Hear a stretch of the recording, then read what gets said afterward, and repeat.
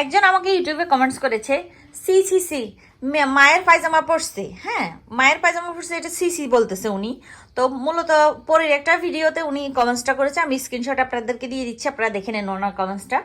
তো আমি ওনার উদ্দেশ্যে এই ভিডিওটা বানাচ্ছি যে এটা হচ্ছে ব্র্যান্ডের একটা জিন্স প্যান্ট। হ্যাঁ, এটা হচ্ছে এই যে পরির, এটা হচ্ছে পরিরটা, এটা হচ্ছে আমার।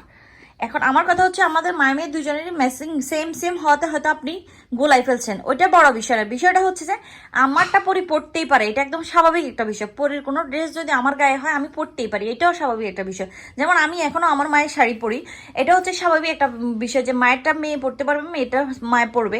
আপনি এই জিনিসটা সিসি বলছেন, আপনার মন মানসিকতা কত ছোট, আপনি কত নিচু মনের মন মানসিকতা নিয়ে চলাফেরা করেন আমার এটা জানা নাই।